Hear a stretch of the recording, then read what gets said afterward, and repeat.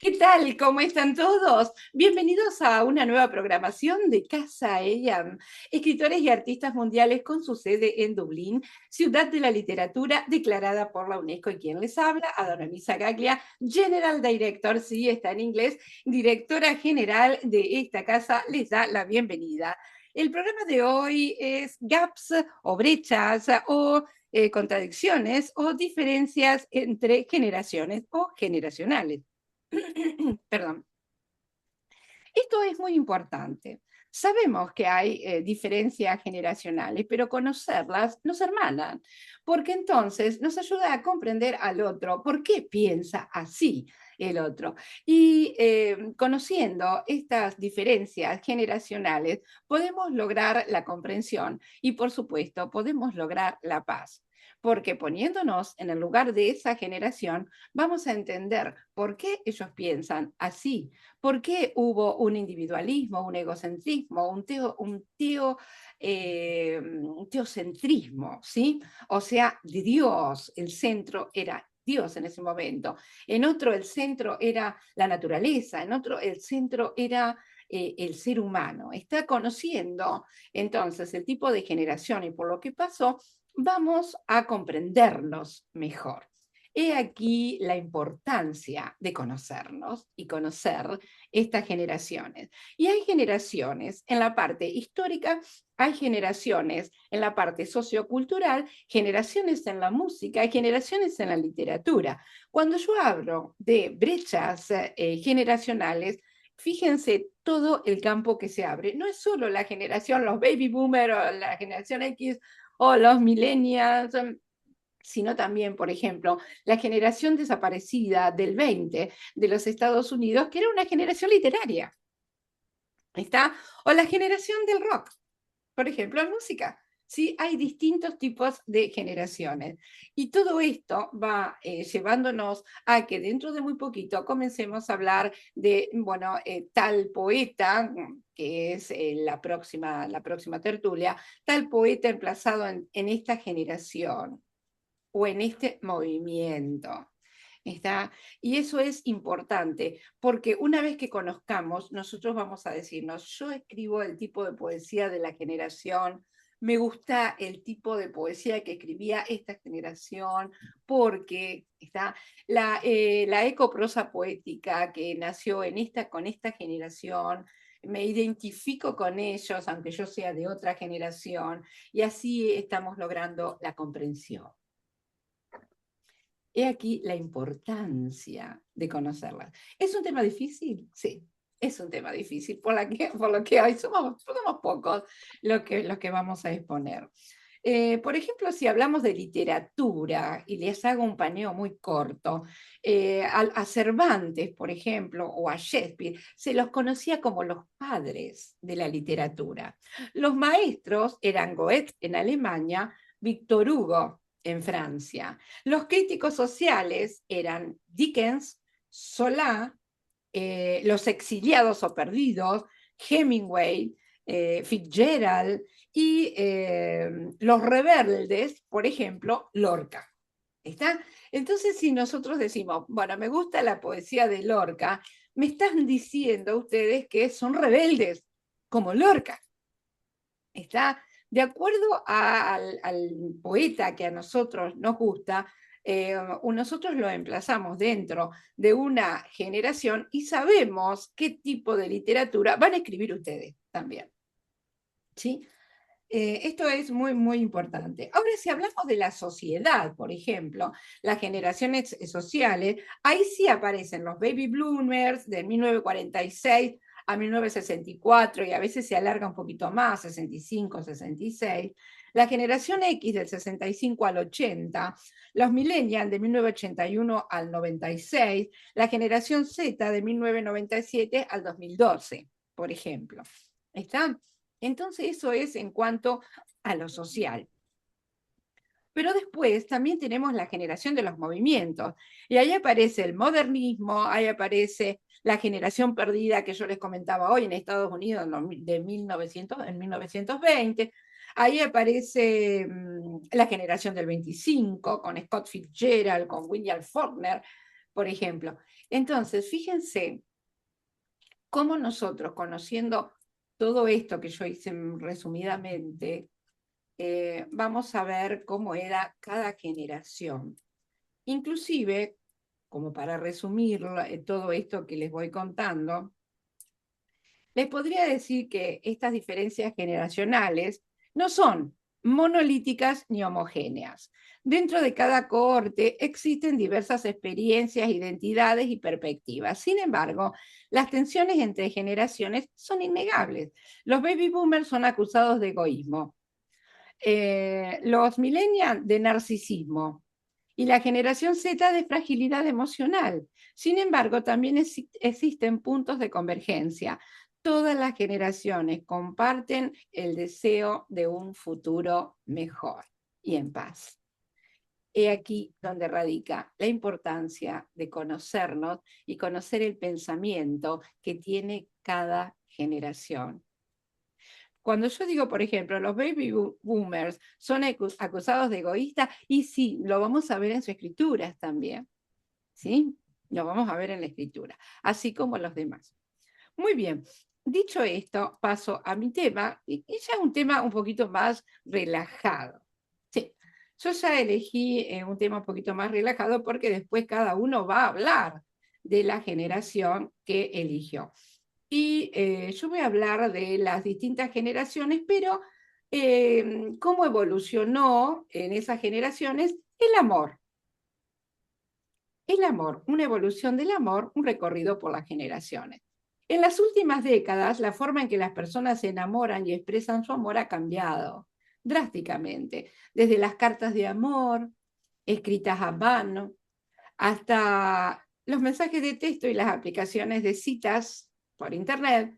El amor ha evolucionado al ritmo de la tecnología y la sociedad. Por ejemplo, en la época de la inocencia, en los años 1920 y 1940, en la época de la Gran Depresión y la Segunda Guerra Mundial, el amor era un asunto serio y romántico. Las parejas se conocían en bailes y fiestas, algunos iban con sus padres, y se expresaban su amor con flores, chocolates y cartas de amor escritas a mano. La música de artistas como Cole Porter y Louis Armstrong eran las bandas sonoras de los enamorados. Por ejemplo, pero voy a hablarles más de canciones en español, porque yo había preparado algunas canciones en inglés, pero me dice la secretaria que, bueno, saludo a toda la audiencia, hay más hispanohablantes hoy presentes que ingleses, así que si me permiten, voy entonces a dar alusiones de canciones en español. Y en español, entre los años 20 y 40, teníamos a Bésame, bésame mucho, como si fuera esta noche la última vez, de Consuelo Velázquez. Bésame mucho, un anhelo de conexión en un mundo que aún se recuperaba de la guerra. Luego vino la era del rock and roll, ¿sí? Años 50 y 60. Ahí la llegada del rock and roll trajo consigo una revolución en las costumbres y en la manera de entender el amor.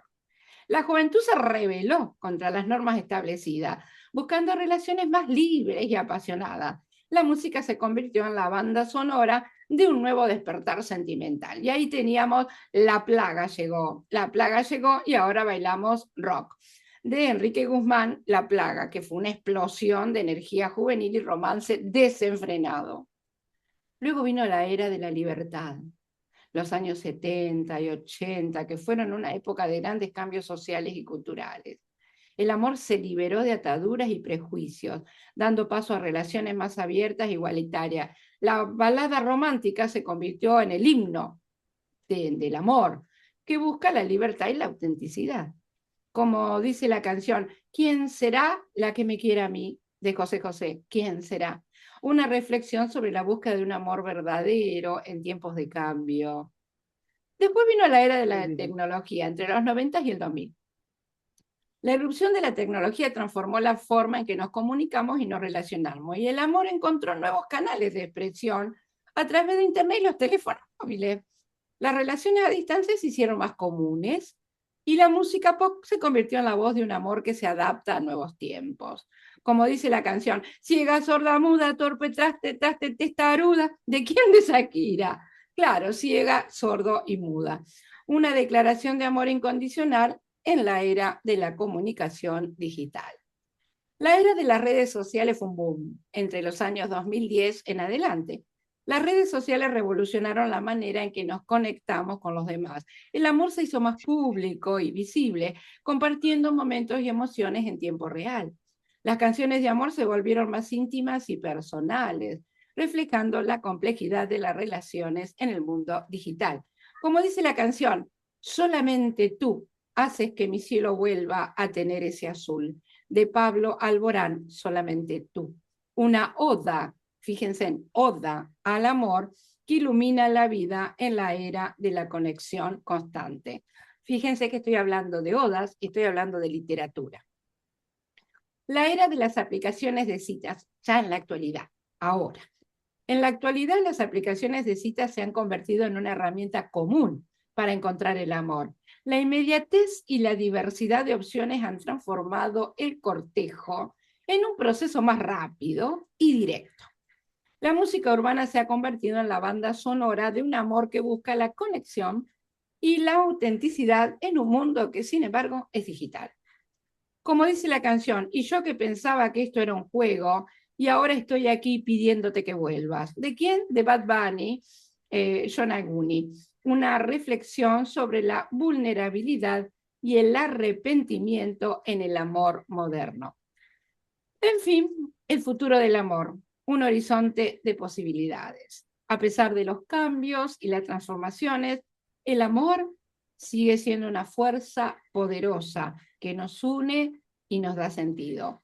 El futuro del amor está lleno de posibilidades y desafíos, pero una cosa es segura, seguirá siendo la mayor aventura de nuestras vidas, porque el amor siempre encuentra el camino.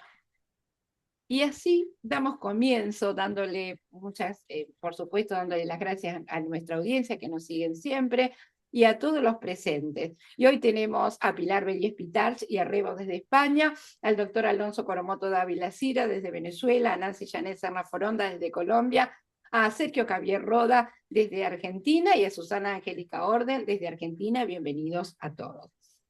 Este ha sido un paneo muy rapidito de todas las generaciones en la literatura, en lo social, en los movimientos literarios y en la música también. Vamos a descubrir entonces qué nos tienen preparados ahora nuestros queridos escritores. Adelante, Sergio Javier Roda, nuestro gestor cultural en Argentina. Adelante. Hola, bueno, muchas gracias y espero que tenga buen audio. No sé si me están escuchando. Perfecto, adelante. Perfecto. Bien, les voy a hablar sobre la brecha entre la generación boomer, baby boomer, y la generación centennial y cristal, pero para hacer una especie de comparación o diferencias entre las ideologías, lo ideológico y cultural en lo artístico. Como saben, soy artista visual, escribo también, soy escritor, capacitándome constantemente y desde Casa Ellan, gracias a todo el staff de Casa Ellan y Ada Zagaglia, soy embajador cultural y gestor cultural, desde cuya nombramiento estoy muy orgulloso de formar parte de este grupo maravilloso. Eh, bueno, eh, eh, les voy a compartir entonces, desde lo ideológico, empecemos que hay una gran diferencia entre los baby boomers y los cristal, que vamos a hacer dos palabritas para diferenciarlos: permanencia, y también podemos hablar de efemeridad o fragilidad. De ahí viene el término cristal en la generación que están ya en estos tiempos. Entonces, durante la baby boomer, ellos vivieron tiempos de posguerra, de guerras frías y de las grandes guerras. Y también se centraron en grandes relatos y movimientos también colectivos. Eran toda la ideología política, la escribían, sí, pero de forma muchas veces críptica. ¿Por qué digo esto? Porque muchas veces había escritores que escribían de forma más directa.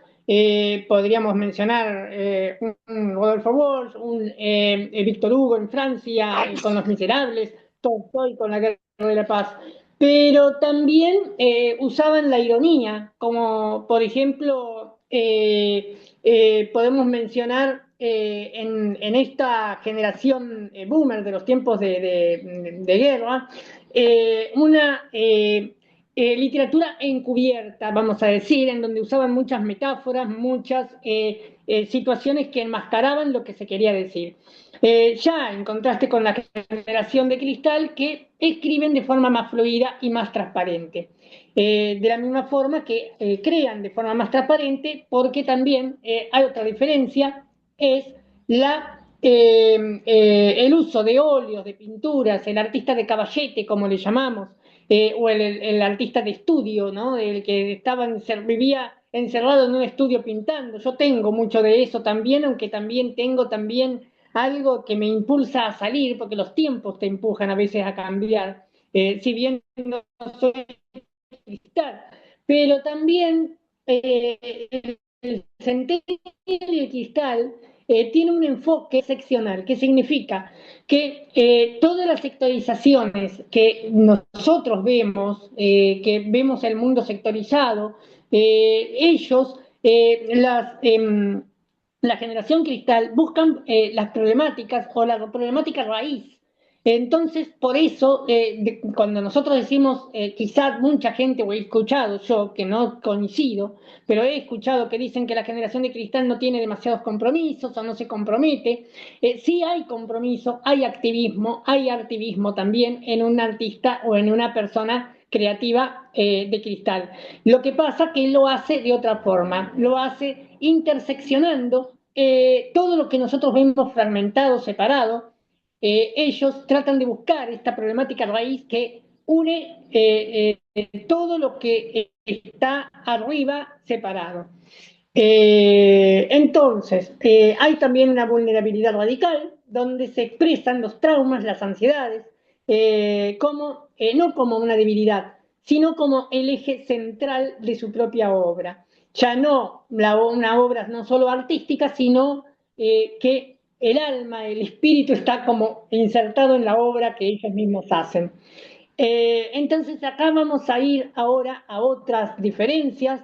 Esta diferencia que decía yo entre la permanencia del boomer y la inmediatez del cristal. ¿Por qué inmediatez? Porque estamos en tiempos acelerados. Los boomers y todas las generaciones nos damos cuenta que hay tiempos en los que todo se acelera. Acá es donde entran las tecnologías. Bueno, los boomers, por ejemplo, usaban pancartas de papel en ideologías políticas o en sus movimientos políticos o en incluso el arte. Hacían ya también incluso stencil, grafismos en las paredes, grafitis. Hoy está todo digitalizado y la generación cristal usa lo que le llamamos o lo que se le llama snack arts. ¿Qué son los snack art? Bueno, el snack es el bocadillo rápido en la comida, en la gastronomía, en la comida, y también existe el snack art, que es ese concepto de arte rápido, arte inmediato. Y por eso suben todo en las redes, ya sean reels en TikTok, reels breves, todos los conceptos son breves. Ellos supieron sintetizar, que ya lo hacían los boomers un poco, de sintetizar escribiendo, cómo lo hacían mediante lo que llamaban, que luego quedó en desuso, la taquigrafía.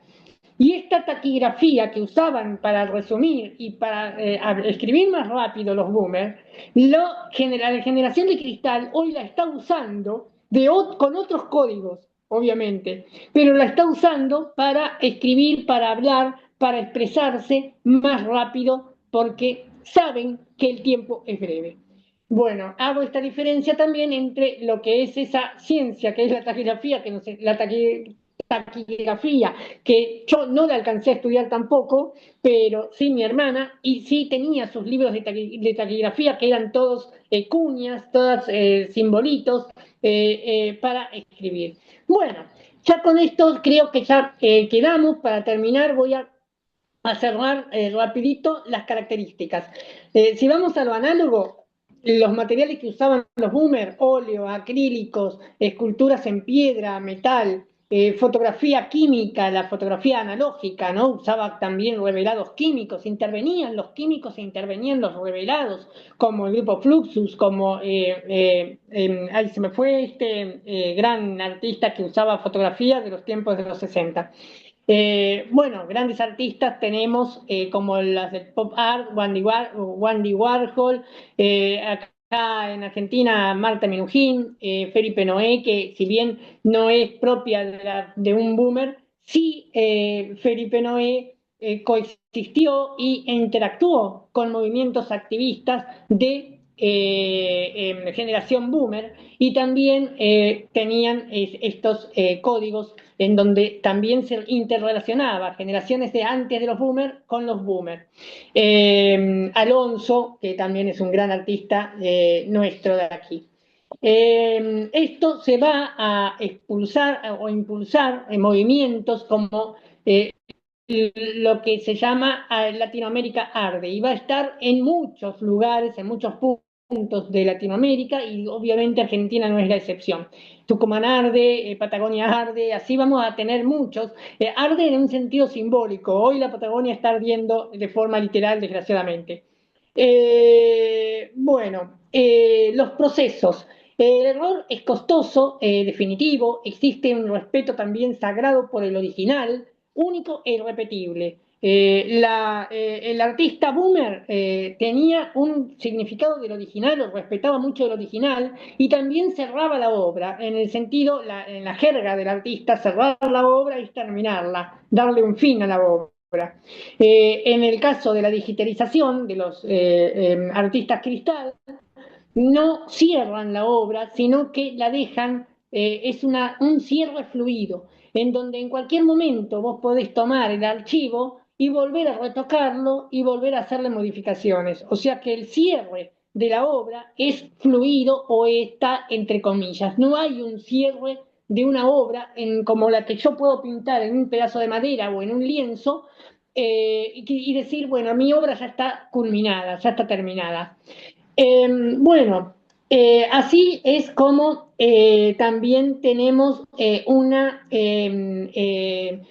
otros usos, ¿no? Aparte de las tecnologías, de dispositivos, usan tabletas, también aparecieron otros dispositivos específicos para los artistas, herramientas específicas para los artistas tecnológicas, como por ejemplo las tabletas gráficas, que hay de todas las gamas y de todos los colores, desde lo más barato hasta lo más carísimo y desde lo más perfeccionista.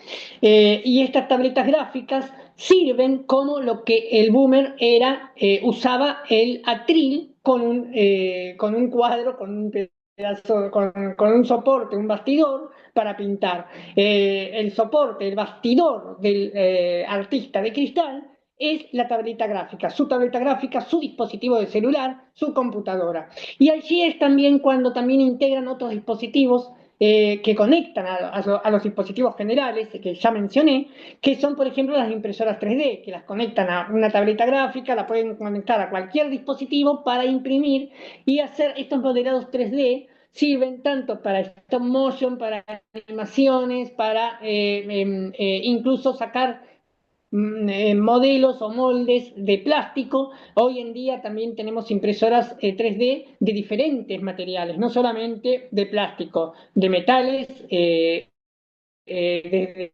los metales más caros hasta los metales más baratos. Desde también tenemos impresoras 3D de vidrio. Es muy complejo, pero estos modelos, primero programás, mediante un programa, se programa el diseño que vos querés hacer. Parece complejo para nosotros, pero ellos ya lo tienen implementado. ¿Por qué? Porque ellos ya, el lenguaje de ellos es la tecnología. El lenguaje de ellos ya es binario. nacieron en un lenguaje binario. Y por eso hablan también, es la forma de hablar, el lenguaje ya todo también rápido y la inmediatez, porque es todo absolutamente binario. Excelente. La postproducción permanente es de obra terminada, como ya lo dije, y también luego podemos mencionar aquí otras características. Por ejemplo, el arte buscaba ser un megáfono colectivo, nosotros contra el sistema. Ahora, el joven de cristal no lucha por un solo relato, por una sola causa, sino por varias causas conectadas, por una red de causas conectadas. Y su activismo es lo más íntimo, digamos, el compromiso social que nace de la vivencia personal, para ellos es lo más íntimo, es lo político. Entonces, vamos ahora al espacio algorítmico. Bueno, la cultura de los boomers era la asamblea, los sindicatos se reunían, teníamos reuniones físicas, el libro físico, el teatro callejero, eran diferentes espacios de protesta, pero también de expresividad, de expresión y de entretenimiento también. Ahora, durante la época de los Centennial y de Cristal, hay una ubicuidad digital en donde la cultura, digamos, es una viralidad de cancelación. ¿Por qué? Porque todo lo que ellos expresan ya no lo no, nosotros éramos más egoístas, digamos, la generación boomer era como más egoísta, el artista, porque todo lo queríamos preservar para nosotros o queríamos o preservamos la obra nuestra como un bien, mientras tanto que la generación Centennial y Cristal viraliza lo que hace, viraliza lo que crea, ya no preocupándose tanto por los derechos de autor, ya no preocupándose tanto también por el retener la obra, sino que la cancelan. Ellos liberándola, viralizándola, ya se desprenden de su propia obra y la dejan libre para que luego el mundo la conozca de forma viral. Eso es lo que llamamos nosotros, entre comillas, viral, ¿no? La viralización de un meme. Y Bien, Sergio. para Excelente. cerrar ya y terminar con esta exposición, tenemos el tema de las pancartas políticas, por ejemplo, lo que hablábamos, las pegatinas políticas durante las campañas políticas, pegábamos o enchastrábamos, vamos a decir, una palabra media que usábamos en la jerga de los militantes, hacíamos como un engrudo y pegábamos esos papeles sobre las paredes, quedaba todo sucio.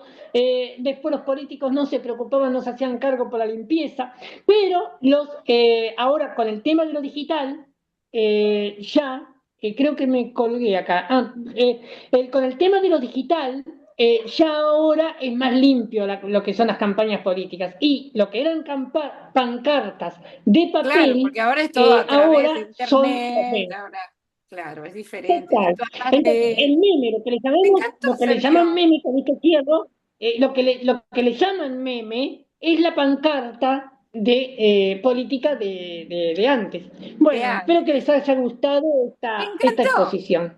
Precioso, bellísimo. Este aplauso enorme de todos nosotros y de la audiencia, pero estuvo espectacular, espectacular realmente. Muy bien, Sergio. Bueno, gracias, Excelente, gracias. excelente. Y seguimos viajando porque ahora desde Argentina nos vamos a Venezuela con nuestro gestor cultural, el doctor Alonso Coromoto Dávila Cira. Adelante, bienvenido. Muy buenas tardes, ¿Qué Ada. tal? ¿Cómo le va? Buenas tardes a los compañeros, a los que me oyen, a los que están enfermitos, que pronta recuperación. Que son varios. Les mandamos un beso Sí, enorme. señor. Sí, vi. Este, bueno, Sergio nos habló de esas generaciones, vamos a decir, modernas. Yo, entre generaciones, voy a hablar de cómo se transmitía de generación en generación la ciencia médica, los Excelente, adelante. conocimientos médicos. Muy bien. Entonces vamos a hablar un poquito de historia de la medicina. Pero en un libro titulado Introducción a la Antropología de Ralph Beals y Jerzy Heifer, de Editorial Aguilar, Madrid, España, desde el año 71, me conseguí con este párrafo, que considero que es increíble que en un párrafo todo lo que está incluido. Dice así: la cultura se desarrolla cuando la cantidad de energía de que dispone el hombre por cabeza y por año se acrecienta, o en la medida en que aumente la eficacia de los medios tecnológicos para aplicar esta tecnología al trabajo, o al incrementarse ambos factores simultáneamente. Fíjense, Sergio lo acaba de decir, la velocidad de la tecnología entre generaciones. Hoy en el siglo XXI, acoto yo, 55 años después de publicado este libro, digo, uno, para el uso de la inteligencia artificial aumentará el 30% del consumo de energía. La mayor parte de esta energía es de origen fósil, es decir, más contaminación. Y dos, entre generación y generación, aquí está muy importante el dato, la tecnología avanza siempre con más rapidez. Entonces las brechas generacionales son inmensas. Hablando ya sobre lo generacional, desde las hordas, clanes, tribus, hemos oído de brujos, chamanes, sacerdotes. Estos son hombres que son perspicaces observadores del cielo, de los planetas, del comportamiento de los animales. Eso nos lleva al totemismo. El totemismo nos lleva a ritos y conjuros, que es la medicina mágica, y nos lleva el totemismo a la herbolaria, que es el uso de los vegetales para tratar de lograr la salud del humano. Todo esto nos lleva a la salud. Entonces vemos que egipcios, sumerios, Babilonia, Israel. En Israel, el Antiguo Testamento, sus preceptos son un manual de salud. O sea que a través del Antiguo Testamento, el pueblo israelí logró salud ambiental. Entonces fíjense cómo se transmitía de generación en generación la enseñanza de la salud. Llegamos al Imperio Romano con sumos sacerdotes, oráculos, hasta llegar a Hipócrates, hace 5.000 años. La medicina hipocrática, sus preceptos. Sócrates tenía sus alumnos. Entonces, en conversaciones, él pasaba sus conocimientos. Las escuelas socráticas duraron centenares de años, muchos años. Luego, también debemos recordar las escuelas árabes. Los árabes fueron avanzadísimos en la enseñanza de la medicina. Recordemos a los árabes con Avicenna al frente, la escuela de Granada. En Europa, la Edad Media fue una edad, en la Edad Media, hasta con la peste negra, hubo una detención de lo que se llamó la medicina. O sea, la medicina se perdió por la religión.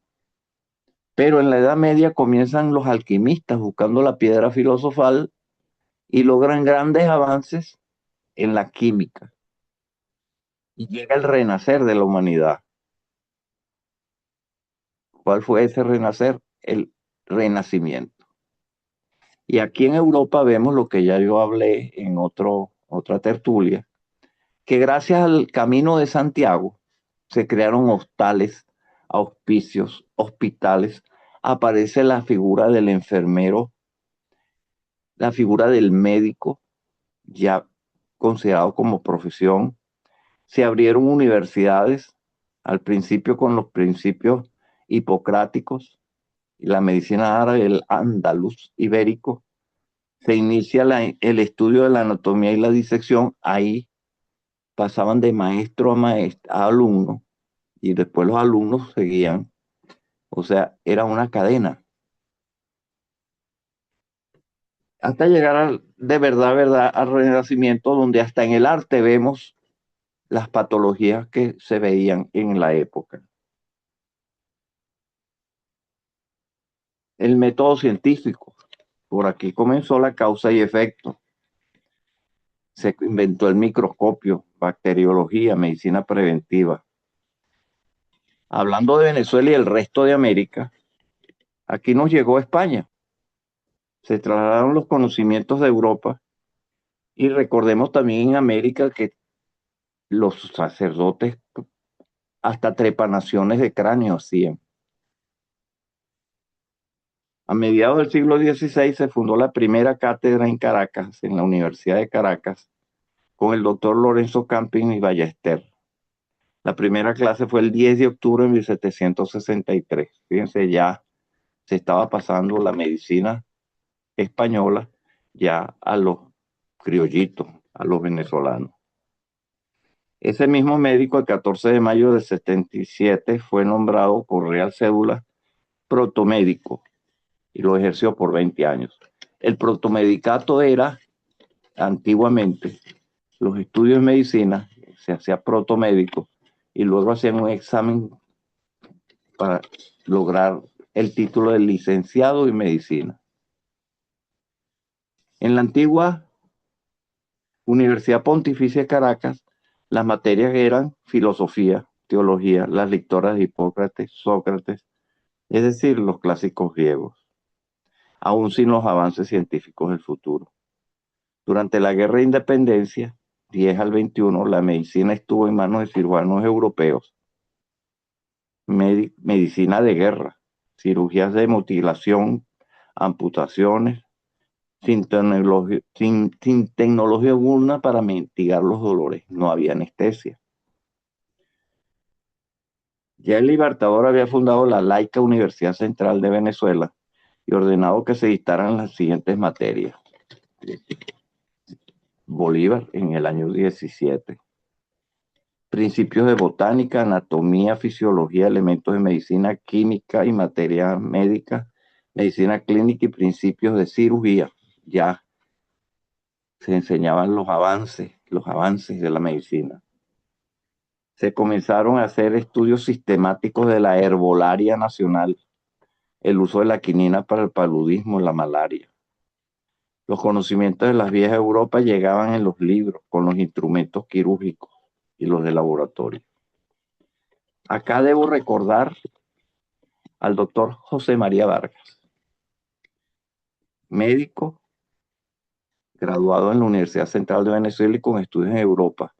Por eso es, en honor a José María Vargas, que el 10 de marzo de cada año celebramos el Día del Médico Venezolano.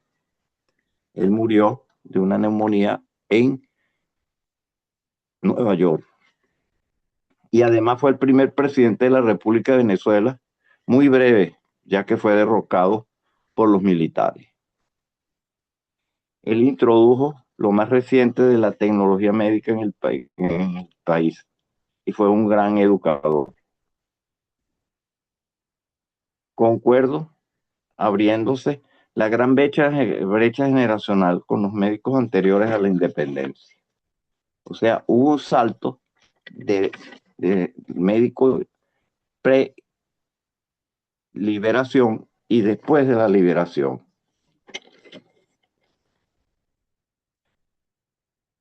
Ahora, algo muy importante. Tenemos acá, hace poco, el primer santo venezolano fue médico, el doctor José Gregorio Hernández, el médico de los pobres. Él fundó a principios del siglo XX el primer laboratorio clínico parasitológico. Aparece el doctor y ahora santo de la Iglesia Católica, José Gregorio Hernández, quien fundó cátedras y las dictó de microbiología, de bacteriología, filosofía, anatomía. Yo tengo sus obras completas, en especial los tratados de filosofía, todavía tienen vigencia. A principios del siglo XX, la explotación del petróleo, en la primera mitad del siglo XX, nuestros médicos hacían los posgrados en Francia, Alemania, aprendían los idiomas, estudiaban los clásicos, y gran cantidad de médicos en Venezuela en la primera mitad del siglo XX nos dejaron una grande obra poética, musical y, y de historiografía. O sea, eran médicos humanistas, ya que leyeron la literatura universal en sus idiomas. Otra gran brecha generacional se abrió cuando los médicos venezolanos, las petroleras, comenzaron a enviarlos a Estados Unidos a hacer los posgrados. ¿Y qué sucedió? De allá nos regresaban tecnólogos, pero sin humanismo. Entonces, la gran brecha, aquí hay una brecha generacional entre el médico humanista de la primera mitad del siglo y los de la segunda mitad, y los que vamos, bueno, como dijo Sergio, ya la generación cristal cree en pura tecnología. Por ejemplo, yo, con mis 50 años de graduado, he visto el progreso, porque cuando yo estudié no se conocía ecosonografía, no se conocía lo que era una resonancia magnética cerebral, no conocíamos nada. Es más, el ADN ni me lo mencionaron en las escuelas. Mencionaban a Watson, sí mencionaban la hélice, pero el ADN ya como estudio sistemático en estos momentos es muy nuevo. Y para terminar, voy a leer algo que escribió un médico ya desaparecido. Vamos a darle. Doctor Augusto León, es presidente de la Academia Nacional de Medicina y tremendo escritor, novelista, para que vean. Él nos dejó lo siguiente en una revista médica. Una conclusión de él: el extraordinario desarrollo alcanzado por la medicina, la inevitable especialización a ultranza del heterogéneo equipo responsable de la atención del enfermo y la impersonalidad del acto médico toma que en la actualidad en simple mito la relación médico-paciente, algo gravísimo para mí. En la aceptación inequívoca de esta conclusión pueden hallarse las vías para intentar las rectificaciones. Fíjese lo que él decía del médico de antaño, de los muy anteriores a mí. De antaño, conocimiento médico y tecnología rudimentario. Actualmente, progreso médico avasallador. Segundo, un médico con posibilidades diagnósticas y terapéuticas muy limitadas, capaz de almacenar la totalidad del conocimiento médico, capaz de almacenar. Y el actual, ejercicio profesional en equipo multidisciplinario en grandes instituciones. De antaño, escasa intervención de los limitados medios de información. 3. Actualmente, desarrollo tremendo de los medios de comunicación social e información constante sobre aspectos médicos. Se calcula que actualmente salen 50.000 informes médicos al año. En antaño, un paciente ignorante presto a aceptar lo que el médico le indica. Actualmente hay un paciente excesivamente informado, conocedor de sus derechos, crítico constante de la acción profesional. De antaño, no intervención de elementos extraños entre el médico y el paciente. Y actualmente intervención de varios médicos, de personal técnico numeroso y de la máquina, de la inteligencia artificial, que ya tenemos robots que operan. A distancia se le dan las órdenes. Coste limitado, escasos procedimientos diagnósticos, medicamentos en número reducido y efectos escasos. Actualmente, costo elevado, procedimientos auxiliares complejos, honorarios exorbitantes, disparidad en la calidad de la atención prestada en instituciones privadas y públicas. 7. En el antaño, industrialismo médico de muy limitada aparición. Actualmente, prácticas mercantiles en ascenso, plétora profesional, distribución inadecuada de los escasos recursos destinados a la atención médica. Aquí nuestras clínicas o institutos privados cobran hasta el estacionamiento. 8. El paciente creía en su médico, cumplía sus instrucciones, la relación era íntima y coloquial, o sea, se hacían amigos. Actualmente cada vez es mayor el número de pacientes hostiles, resentidos e inclinados a ejercer acciones legales, las famosas demandas por negligencia. Esto que hablé es la relación médico-paciente. Ahora hay la relación antaño, la actividad médica, poca efectividad en lo preventivo y en lo curativo. Actualmente, elevada eficiencia científica y técnica en lo preventivo y en lo curativo. B. Enfermo ignorante de sus derechos, resignado y colaborador. Ahora, enfermo exigente, conocedor de sus derechos. De antaño, medicina humana impregnada de elevado humanitarismo. Y actualmente, medicina fría, impersonal y deshumanizada. Entonces, imagínense la brecha generacional. Yo mismo la siento, fíjense, con los médicos de estas nuevas generaciones médicas respecto a la mía. Y apenas han pasado 50 años que yo comencé a ejercer. Pero ya, por ejemplo, cuando yo cumplí 25 años de graduado, se me acercó una muchacha y me dijo, yo a usted lo admiro, porque no me explico cómo ustedes podían diagnosticar algo con la sola radiografía y laboratorio. No teníamos más nada. Los rayos X ayudaban, pero en cambio ahora, cumpliendo 50 años, se cumple lo que me decía la muchachita, pero ya ella tiene 25 años en su ejercicio profesional y se debe estar dando cuenta de que ya ella tiene su brecha generacional con los de hace 25 años. Entonces, por eso es que me gustó el tema, la brecha generacional en la enseñanza de la medicina. Porque ahora, fíjate, antes uno estudiaba en sus libros, iba a la biblioteca, fotocopias había muy pocas, había lo que llamaban el multígrafo. En cambio ahora, terminando la clase, el profesor te manda todas las materias de ese día a tu celular o a la tablet. Sí. Bueno, Ada, espero haber dejado algo sobre las brechas generacionales entre los médicos. Gracias por escucharme. Excelso, excelente, querido doctor, realmente. Y es cierto, recién en la audiencia nos estaba diciendo uno de las personas que nos sigue siempre, que no quiere que diga el nombre, pero dice, mi psicólogo me atiende por internet. Cuando, o sea que ni siquiera hay un face to face, o sea, de verse, la atiende por internet. Y ella va al psicólogo por internet el día que le toca en su casa. Muy peligroso porque por internet no se pueden estudiar las emociones como se estudia la emoción, claro, las emociones. ¿cómo vemos el gesto de la persona, cómo está sentada? Si vemos solamente exactamente. cómo maneja sus manos. Es muy distinto. Los sentimientos. Los sentimientos, la voz, muy diferente. los movimientos.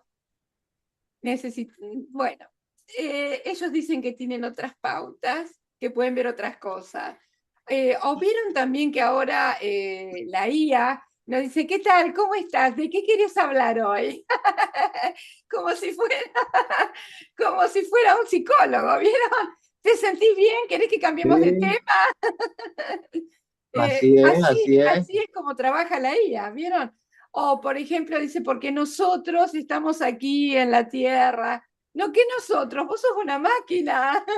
Y muchas veces... Otra cosa, que ella aprende de nosotros. Sí, usan el mismo lenguaje que usamos nosotros. Aprende de nosotros, no es la misma la de hoy, la que habló conmigo hace una semana. Tiene más conocimientos todavía. Sí, van aprendiendo. Inclusive, yo me enojo mucho con la IA, perdón, pero me enojo muchísimo cuando hay errores. Yo le pongo a la IA, hoy me desilusionaste, IA, me estás dando información que no es correcta. Y bueno, le digo muchas cosas más, eso es lo más suave, pero me enojo totalmente y me pone disculpa, estoy aprendiendo. O sea que usa todo nuestro lenguaje también. Lo siento mucho, me pone. Y claro, a mí me causa un poco de enojo, pero de gracia también, porque pone lo siento mucho, pero una máquina no siente, no tiene sentimientos la máquina. Entonces, yo le pongo, no podés decir lo siento cuando no tenés sentimientos, vos sos una máquina, y me enojo con la máquina. Y lo que sí me da mucho miedo, doctor, cuando usted recién nombraba lo de las máquinas, si bien las máquinas están programadas para diagnosticar, las máquinas están preparadas para realizar operaciones. Es muy frío realmente, falta la parte humana, la calidez, y eso cuenta mucho, cuenta mucho. Y voy a dar un ejemplo así muy sencillito. Fíjense en que cuando nace un bebé, lo primero que necesita para poder sobrevivir es el contacto humano. Y muchas veces se lo pone directamente en una máquina, pero el bebé no sobrevive si no tiene contacto humano. Tal es así que necesita que el cuidador le tome la manito o escuchar la voz o sentir el contacto. Gracias a Dios que todavía existe eso, porque no queremos que todo lo tecnológico convierta El, al ser ritmo, el, humano ritmo, el ritmo cardíaco de la madre es en benéfico esencia. para el niño, Sí, sedante, sí. porque como digo yo en uno de mis poemas, nosotros lloramos cuando nacemos porque aterrados de vernos de golpe en una luz tan brillante y Claro. más unida con una lámpara quirúrgica. Entonces imagínate el El terror, terror del recién nacido. claro. Inclusive cuando vemos el recién nacido que abre los ojitos, así como diciendo, ¿dónde estoy? Sí, es tremendo, es tremendo. Imagínense, ¿no? Muchos no recordamos ese momento, pero hemos visto cómo nacen nuestros nietos o nuestros hijos y observamos cómo necesitan ese contacto, ese calor, esa transmisión, ese sentir el latido. Gracias a Dios que todavía existe eso porque nos hace humanos. Sentir un abrazo nos hace humanos. Por eso, bueno, cuando ustedes los atienda una máquina, no crean que es humano, ¿eh? No le confiesen todo a la máquina, por la duda, ahí está. La verdad que, y esperemos que no nos convirtamos en un número, que no sea frío, porque a mí también me ha pasado muchas veces, ¿y dónde está el médico? No, su diagnóstico fue realizado por la guía número tanto. No, que yo quiero ver al médico, quiero ver la cara del médico. Es cierto, el médico de cabecera, el médico de familia, más que médico era un amigo. Era lindo ir al doctor, porque bueno, sabíamos que íbamos a ver a nuestro amigo, al que nos cuidaba, al que nos quería y a quien queríamos. Hoy ir al médico y hoy ir al médico no queremos. No queremos porque nos falta la calidez, nos falta... y muchas veces cuando vamos al médico nos cambian de médico, no alcanzamos ni a conocerle la cara. Es verdad. Ojalá Sí, que no se pierda la calidez humana. ¿Verdad, doctor? Qué gap, qué brecha generacional inmensa. Excelente, querido doctor. Este aplauso inmenso a todos nosotros. Muy bien tratado su tema, excelso. Muchas gracias.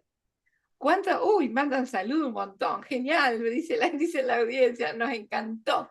es cierto, muy, muy, muy bueno. Y seguimos viajando, porque ahora nos vamos a Colombia. Desde Venezuela nos vamos a Colombia con nuestra embajadora cultural, Nancy Janet Serna Foronda. Adelante. ¿Qué tal? ¿Cómo estás, Nancy?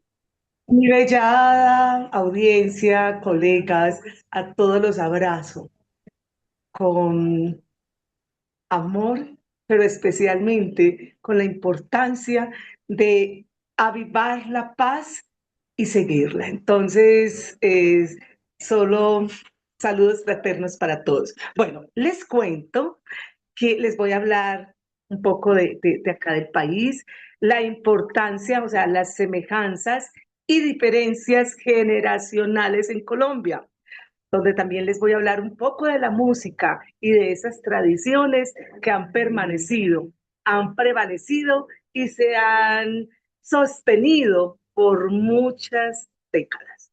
Bueno, en Colombia se marca por eventos históricos, el nivel de adopción tecnológica, valores distintos como los boomers de 46-64.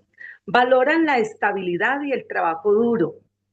La generación X, 65-80, es puente entre lo analógico y digital, más escéptica.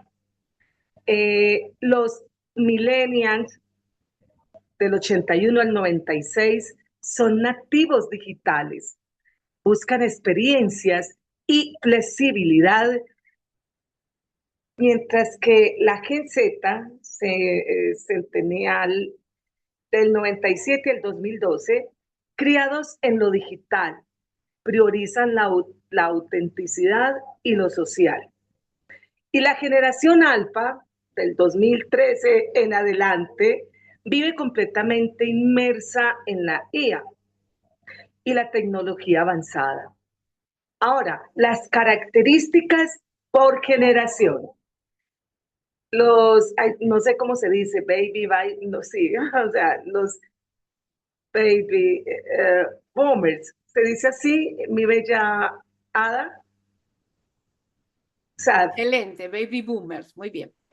baby, exacto, baby boomer, 1946, 1964, crecieron en posguerra, con énfasis en disciplina, lealtad a la empresa y estabilidad, valorando el trabajo de toda la vida. La generación X de 1965-1980, escépticos, independientes, marcados por la Guerra Fría y la llegada de las primeras PCS. Son generación de puente hacia lo digital. La millennial, generación entre 1981 y 1996, es la primera generación con Internet. Buscan propósito en el trabajo, priorizan experiencias, bienes materiales y son muy creativos e innovadores. La generación Z, Centennials, 1997 y 2012, nativos digitales, más pragmáticos y ahorradores, valoran la autenticidad, la diversidad y la ética social, conectados desde la cuna. La generación alfa, el 2013 presente, hasta el presente, crecen con, como les había indicado ahora, con IA, pantallas táctiles desde bebés, son ultra digitales y su mundo está mediado por la tecnología de forma natural. Ahora vamos con la diferencia clave en el contexto de acá, pues de Colombia, y es la tecnología, que los millennials adoptaron la tecnología, mientras que la Gen Z la tienen como parte intrínseca de su vida, y la alfa no concibe un mundo sin ella. En el trabajo, los boomers y Gen Z, X, priorizan la duración en la empresa. Millennials buscan la flexibilidad y el propósito. Pueden durar 2 años. Gen Z buscan emprendimiento y ética. Ahora vamos a los valores. Los valores de los millennials valoran las experiencias. La Gen Z buscan autenticidad y la construcción de comunidades virtuales, a diferencia de la moda de marcas de los millennials. Ahora vamos para la economía. La Gen Z muestra mayor interés en el ahorro por la incertidumbre económica, mientras que los millennials gastan más en experiencias. Estas divisiones ayudan a entender las distintas visiones del mundo, el consumo, el trabajo que coexiste en Colombia hoy en día. En otra investigación nos informan que en Colombia las generaciones Boomer y Millennials Z Alpha se diferencian principalmente por su relación con la tecnología, eventos históricos como el conflicto armado, que es un poco complejo acá en Colombia, los valores sociales y consumo de medios, pero comparten desafíos y oportunidades en la adaptación digital, la búsqueda de propósitos y el impacto de la globalización, creando dinámicas únicas en el aula, el mercado laboral y la sociedad colombiana. Ahora, las generaciones en Colombia comparten semejanza en su conexión tecnológica. Otra pequeña investigación que realicé. Aumentan diferentes en el grado. Valores sociales, como la búsqueda del propósito y la autenticidad. Los millennials Gen Z, el escepticismo hacia las instituciones, los partidos políticos, medios y desafíos socioeconómicos, como la desigualdad y la movilidad social, siendo la juventud un motor de cambio político y social, participando activamente en la esfera digital y en las calles para expresar sus demandas, a pesar de un desencanto con la política tradicional, según hallazgos realizados por eltiempo.com. Ahora vamos para el arte, los ritmos, las variaciones y tradiciones en cada época. Los ritmos de bailes en Colombia varían por región y época, reflejando su mestizaje cultural, destacando la cumbia caribe mestiza, el bambuco en los Andes criollos e indígenas, el joropo, orinoquía llanero, el currulao en el Pacífico, el cadixo insular caribeño europeo y la salsa caleña del valle.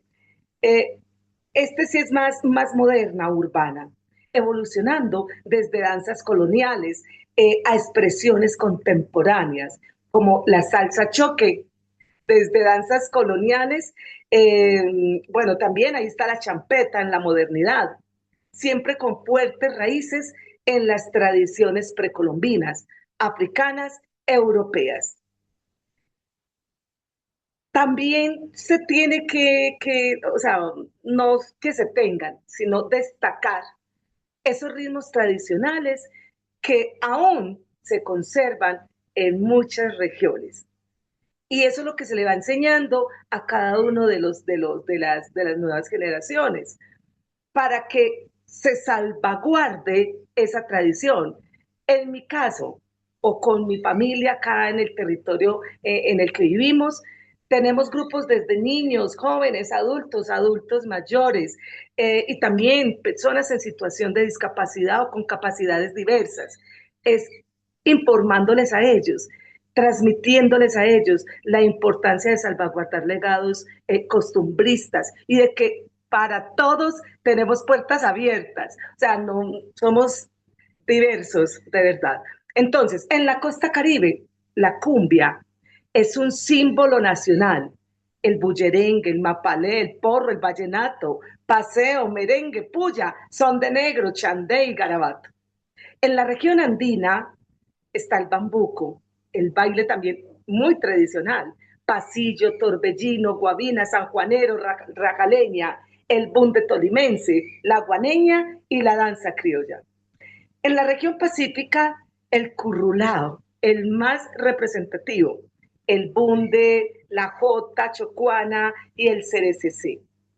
Lo que acabo de mencionarles son ritmos tradicionales que aún se conservan en el país, dependiendo la región en la que viva pues cada una de las etnias.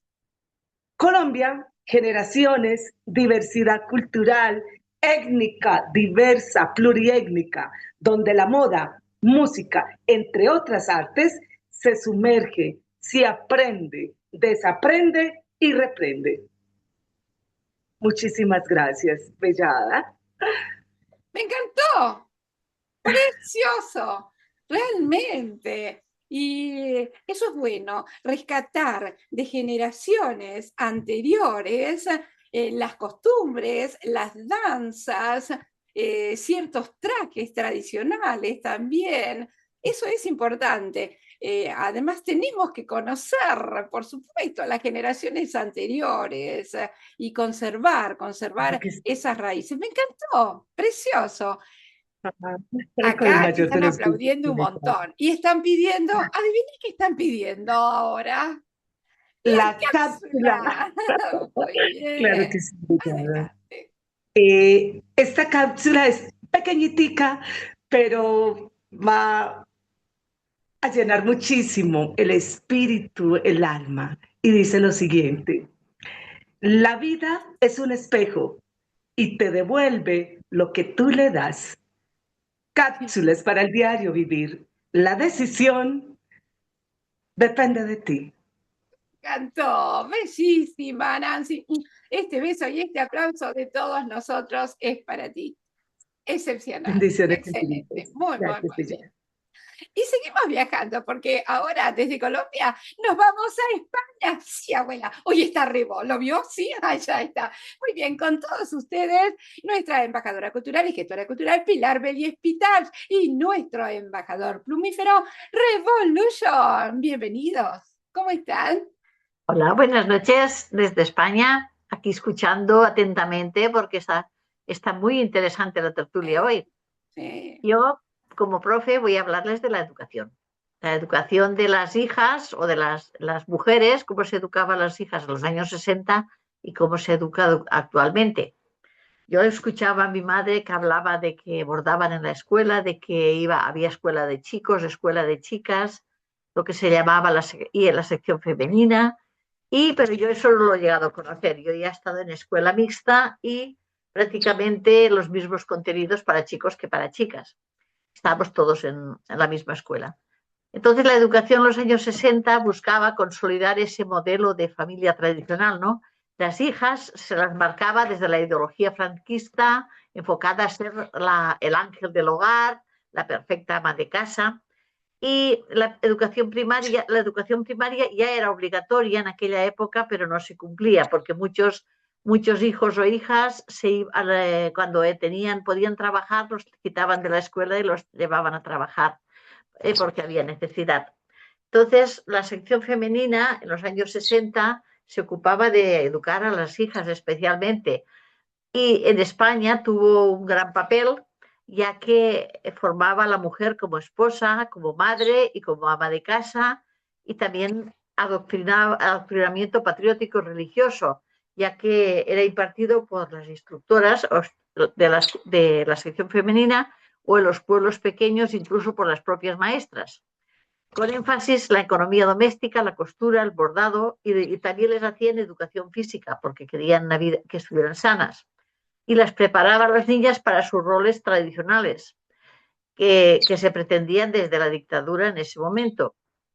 Aunque el turismo luego ya poco a poco fue introduciendo otros cambios y también vino la democracia y la educación obligatoria.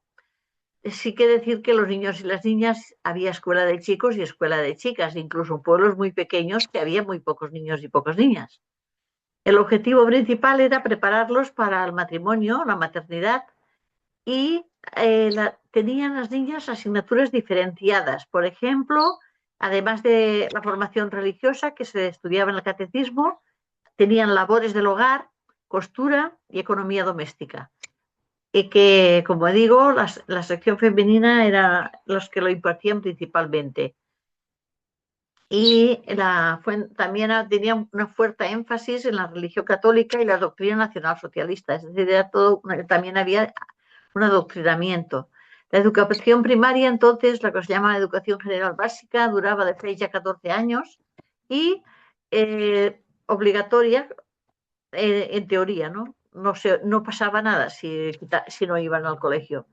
La metodología y la disciplina era bastante distinta a la de hoy, ya que se basaba en la memorización con castigos físicos, ya que se les pegaba con la regla o incluso se ponían garbanzos debajo de las rodillas, y era autoridad muy estricta del maestro, que era común, eso ocurría tanto con los niños como con las niñas. Estaba el problema del acceso limitado a los estudios superiores. El sistema facilitaba, era muy difícil ir a la universidad, y para las mujeres muchísimo más, ya que estaba mucho más restringida para ellas, salvo que querían ser maestras. Para ser profesoras no tenían problema. También se les enseñaba a las niñas cocina, labores, limpieza y cuidado de los niños. Era muy importante que fueran madres. Se las educaba para ser madres y para casarse. Y con la integración de la educación política y moral falangista se enfocaba la fe católica por la patria y según las directrices de Pilar Primo de Rivera y el propio caudillo. Se buscaba una mujer sumisa y dedicada a la familia. Y por un lado estaban, como he dicho, las instrucciones de las instructoras de la sección femenina que se enviaban a los colegios para preparar para esas clases específicas. Y también estaban las escuelas hogar, centros donde se enseñaban las habilidades domésticas y profesionales, algunas prácticas para algunas profesiones. Se les enseñaba dibujo, costura, manualidades y economía doméstica, incluso teatro. También música y cantos en arte, pues canciones infantiles y lecturas que reforzaban un poquito los roles de feminidad y ese rol social. Sobre leyes diré que en 1970 la Ley General de Educación universalizó la enseñanza mixta, integrando las alumnas en las clases masculinas y sin lograr una igualdad de contenidos. Y luego, con la democracia, en 1984, el gobierno socialista estableció la ley de obligatoriedad de la enseñanza mixta y de este modo se consolidó el derecho a la educación conjunta. Sobre las características del sistema educativo actual y la forma de educar es muy distinta, ya que la educación es obligatoria, es gratuita, está el sistema universal, educación primaria 6 a 12 años, secundaria y obligatoria, la ESO de 12 a 16 años, y las etapas infantiles de 0 a 6 años, que es voluntaria, y primaria, pues eso, bachillerato, que es opcional, y la formación profesional o universidad. Todo el mundo tiene acceso, incluso hay becas para la gente que no tiene medios, y se busca la inclusión. El sistema busca la equidad y siente la educación derecho fundamental para todos los niños y niñas. Hemos realizado muchos avances en las realidades para las mujeres, ya que tienen un mayor nivel educativo y las mujeres jóvenes superan a los hombres en las titulaciones universitarias y en la FP superior. El acceso a la universidad, son muchas más las mujeres que tienen títulos universitarios, entre otras cosas porque para conseguir lo mismo necesitamos mucha más preparación y mucha más formación, incluso trabajar más. Pero, por suerte, en las oposiciones públicas al gobierno hay igualdad de condiciones, eso es bueno, y nos quedan todavía muchos retos por pasar. Por ejemplo, la brecha de género. Todavía existe una segregación en los estudios, ya que las mujeres tienden más a las ramas sanitarias y sociales y menos a las ingenierías o la industria o la construcción. La brecha salarial sigue estando, ya que hay mayor formación las mujeres con estudios, incluso mujeres con estudios superiores ganan menos que hombres de la misma categoría en España.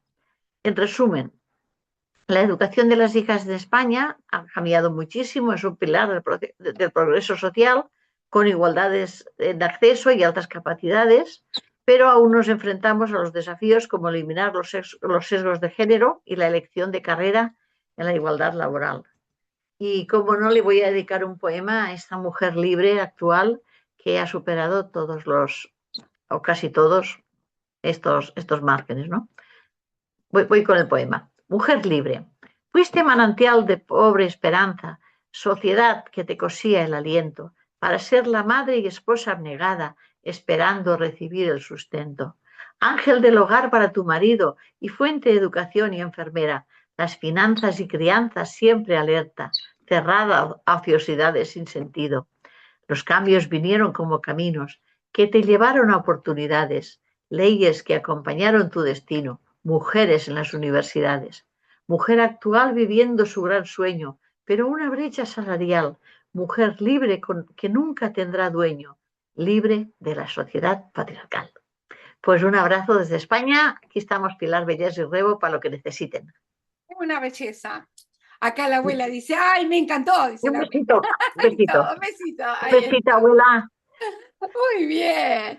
Y la abuela se trajo la familia, los amigos, más o menos. Besitos a todos. Son parientes, dice la abuela. Y de parte de Muchas Rebo gracias. también.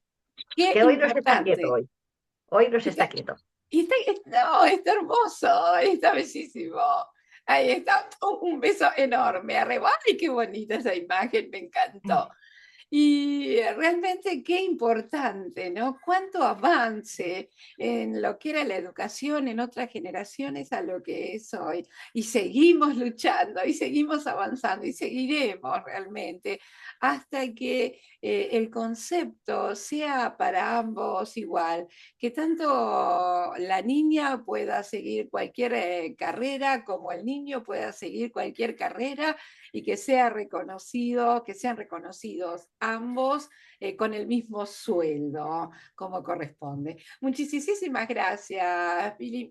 Este beso enorme es para ti y para Redo. Excelente, excelso, qué noche hoy, qué tertulia espectacular, claro que sí, realmente muy interesante. Y ahora desde España nos vamos a México, sí, porque tenemos a vuestra embajadora, nada menos que a nuestra embajadora cultural, Cookie Sandoval Olivas. Adelante, ¿qué tal, Cookie? ¿Cómo estás?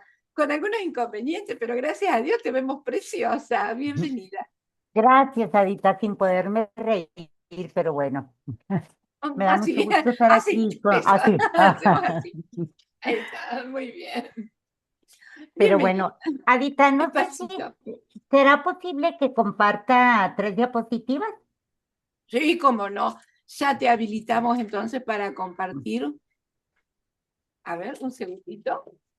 Ujú. A ver. Yo lo habilito, yo lo habilito. Ahí Muy está, bien. me dice la secretaria si lo habilita ella o lo habilito yo. No, ya está, ya está. Habilitado. Adelante entonces. Muy bien. Listo, yo creo que ahí se ve bien, ¿verdad?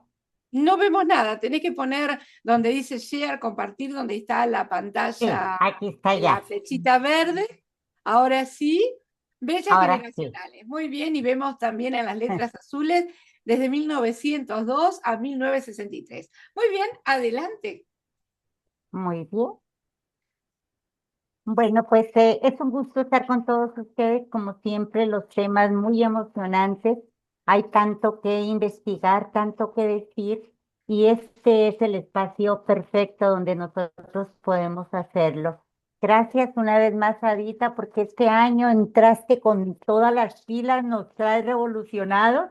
Andamos poniéndole, sí, mucho esfuerzo por aprenderte, por seguirte el paso y por estar aquí compartiendo con toda la audiencia.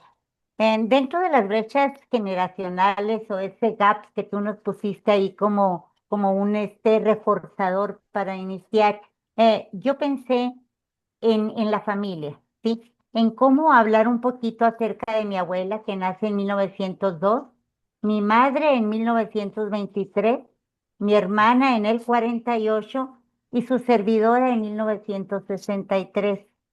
¿Qué brechas fuertes puedo yo ir recordando de cada una de estas generaciones? Ay, qué hermoso. Primeramente tengo ahí a mi abuela. Esta es una de las muy poquitas fotos que tenemos de ella, porque no había fotógrafo en el pueblo. Nosotros somos de Ballesta, Chihuahua, un pueblito que está al sur del estado grande de México. Y los fotógrafos llegaban esporádicamente, ¿no? Ofreciendo sus servicios. Pues bueno, esa fotografía ella se la tomó, pero era su vestimenta, como una parte de su vestir que siempre utilizaba, porque desde muy jóvenes, las mujeres de mi pueblo, era falda larga, normalmente oscura, medias gruesas que les cubrieran completamente sus piernas, blusa también de manga larga y una gasa o pañoleta sobre su cabello. En esta ocasión ella no lo porta porque como era una ocasión especial, pues lució sus trenzas, ¿verdad? No había mucha coquetería ni forma de estar vistiéndose para que los demás vieran la belleza externa porque las necesidades económicas eran tan fuertes en ese momento que era, eso no se pensaba en esas situaciones. Pues bien, mi abuela nace en 1902 y su generación se conoce como la generación perdida. Me llamó mucho la atención ese nombre y veo que viene precisamente porque está antes de la Primera Guerra Mundial, que es en 1914, y luego ya contextualizando en México, antes de la Revolución Mexicana. Y cómo todo ese caos que había en el mundo y en el país, pues repercutía en todas las personas, pero dañando específicamente a los más débiles. Y mi abuelo se fue a luchar con Pancho Villa, él anduvo en esa revolución y pues realmente quien sacó adelante a la familia fue ella. Nos contaba que jamás tuvo un médico que la atendiera en sus partos, siempre estaba acompañada por alguna partera o alguna comadrona de ahí mismo de la localidad. Tuvo algunas pérdidas de niños precisamente por su poca atención, pero aún así, pues fue una mujer muy longeva. Vivió 93 años. Eh, una cosa maravillosa, yo la recuerdo, todavía la tengo retratada con mi último hijo, que le tocó conocer a mis 5 hijos y a mí disfrutar muchísimo de su presencia. Eh, Algo también que quiero mencionar es que en ese tiempo no había escuelas en el pueblo. Recordemos que fue la Constitución Mexicana de 1917, que ahí se promulga porque el pueblo se eduque, porque surjan las escuelas. Entonces, ella al nacer en ese contexto, pues la alfabetización estaba vetada no solo para las mujeres, para todos en general. No sabía leer, escribir ni sumar, solamente se desenvolvía pues en las cuestiones que aprendieron por inercia, ¿no? Como el decir me da 1 kilo de o me da tanto de, pero sin saber exactamente ni las operaciones básicas. Eh, Mi madre, la señora Patrocinio Olivas, que nace en 1923, ella, a pesar de que son 20 años, 21 años de diferencia, pues ya fue un contexto distinto. También se le llamó la generación grandiosa a quienes nacieron en esa época. ¿Por qué? Porque eran sobrevivientes de esas dos situaciones que ya les mencioné, ¿verdad? Pero además les tocó vivir la Gran Depresión, lo que quedó convulso después de esa guerra tan devastadora y cómo ellos tuvieron que aprender a reinventarse, a vivir con lo básico, con lo necesario para poder subsistir. Bueno, pues a ella sí le tocó ya asistir a la escuela. Nos contaba que unos saloncitos dentro de la iglesia, que es donde les daban lo básico de la alfabetización. Los enseñaban a leer, a escribir, a sumar y a restar y hasta ahí. Duró solamente 2 años en la escuela y se tuvo que integrar al trabajo de la casa, ayudarle a su mamá a criar a los siguientes hermanos, porque ella fue la hija mayor. ¿Sí? También a ella ya le tocó trabajar por remuneración. ¿Por qué razón? Por la misma situación económica que se quedó solita, había 6 hijos, entonces ella tenía que servir en distintas casas para poder llevar el pan a la mesa de sus hijos. En esta otra fotografía, última, que estamos aquí, 3 de las generaciones, mi madre, mi hermana y yo. para referirme precisamente a mi hermana, una mujer que quiero, admiro y respeto muchísimo y que se queda en representación de mi madre, sí. Ella nace en 1948, cuando había grandes cambios, no solo en México, sino en el mundo entero. En esos momentos empieza a acelerarse todo el progreso. Y a ella ya le toca asistir a una escuela formal. Termina su educación primaria, pero aún así tiene que integrarse al mundo laboral. A los 12 años tiene que empezar a trabajar porque la situación económica así lo ameritaba. Y y me paso ya a hablar de mi nacimiento en 1963, porque entre ella y yo, a pesar de haber 15 años de diferencia, compartimos una misma generación, los baby boomers, de los que hemos platicado tanto, ¿verdad? Pues que se caracterizan porque es cuando hay esta gran revolución, de por pedir la libertad, por todo lo sexual, por el feminismo, la música en toda su expansión, amor y paz, también los derechos civiles e igualitarios. Es cuando está Martin Luther King en Estados Unidos, clamando por la libertad y los derechos de los negros. Y bueno, en ese mundo convulso llego yo y afortunadamente ya había una educación secundaria en mi pueblo, por lo que pude terminar mi educación profesional posteriormente, porque todavía nos tocaron muchísimos problemas. Pero bueno, este tema se me hizo fascinante, fascinante, Adita, no solo porque estoy hablando de mi familia, sino porque nos permite comprender cómo somos parte nosotros de esos cambios y tenemos que reconocerlos y tenemos que ver todo lo que hemos transitado para poder valorar lo que tenemos ahorita. Decían por ahí cuando estudiábamos historia, quien no conoce su pasado, pues va a estar destinado a repetir los mismos errores en el futuro, porque tenemos que reconocer lo que pasó y lo que hemos avanzado. Muchísimas gracias, Adita. Un abrazote.